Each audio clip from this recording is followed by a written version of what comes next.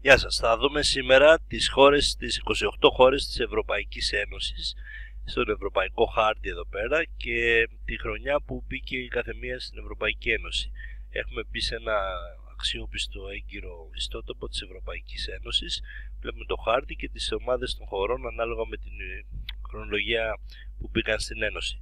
Όλα ξεκίνησαν το 1958 όταν κάποιες χώρες όπως το Βέλγιο, το βλέπετε εδώ στο χάρτη, τις Βρυξέλλες, πρωτεύουσα, η Γερμανία, πάλι τη βλέπουμε στο χάρτη, πρωτεύουσα Βερολίνο, βλέπουμε και τη σημαία, η Γαλλία, πρωτεύουσα το Παρίσι, τη βλέπουμε στο χάρτη, η Ιταλία, τη βλέπουμε και στο χάρτη, με πρωτεύουσα τη Ρώμη, το Λουξεμβούργο, μια μικρή χώρα, πρωτεύουσα του Λουξεμβούργου, βλέπετε έχει έκταση μόλις 2.586 τετραγωνικά χιλιόμετρα, και οι κάτω χώρες που είναι η Ολλανδία με πρωτεύουσα το Άμστερνταμ.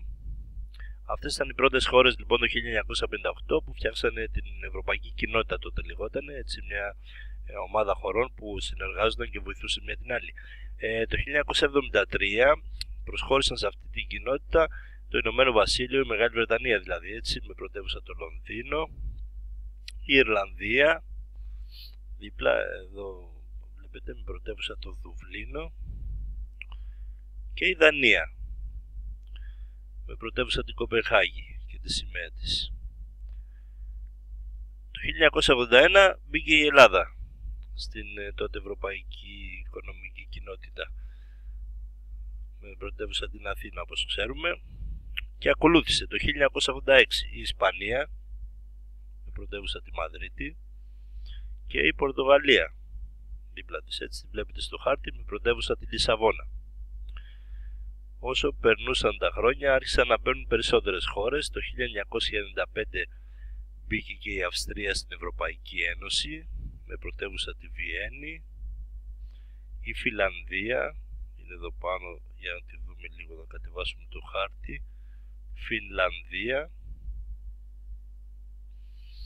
με πρωτεύουσα το Ελσίνκι,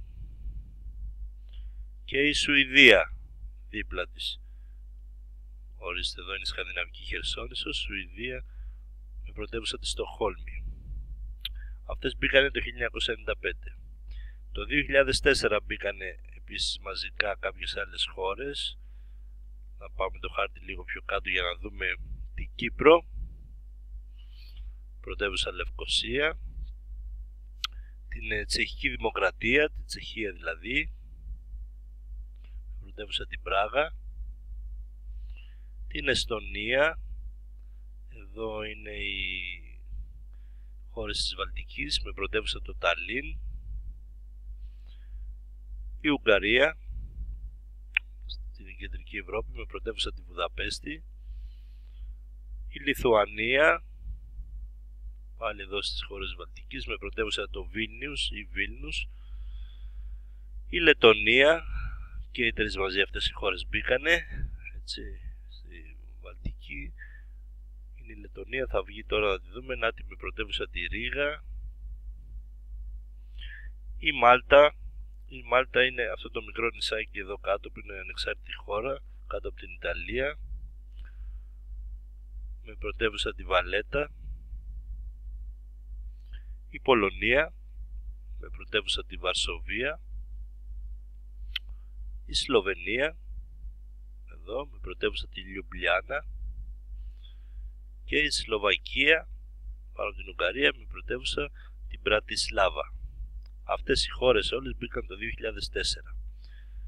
Το 2007 μπήκε η Βουλγαρία, γείτονα χώρα, με πρωτεύουσα τη Σόφια.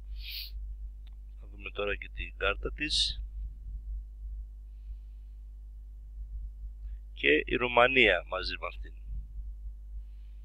από πάνω. Η Ρουμανία με πρωτεύουσα του Βουκουρέστι. Η Βουλγαρία δεν εμφανίστηκε η κάρτα.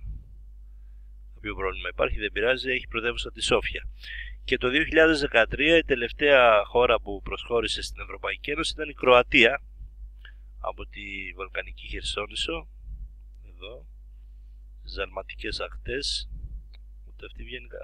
τώρα βγήκε η Βουλγαρία, ναι, με πρωτεύουσα τη Σόφια, και η Κροατία με πρωτεύουσα το Ζάγκρεπ. Ωραία. Συνολικά είναι 28 οι χώρες. Έτσι, φαίνονται εδώ όλη η λίστα και ποιες χώρες χρησιμοποιούν το ευρώ. Έχει αρκετές πληροφορίες αυτός ο ιστότοπος. Αυτές ήταν οι χώρες Ευρωπαϊκής Ένωσης και γεια μας.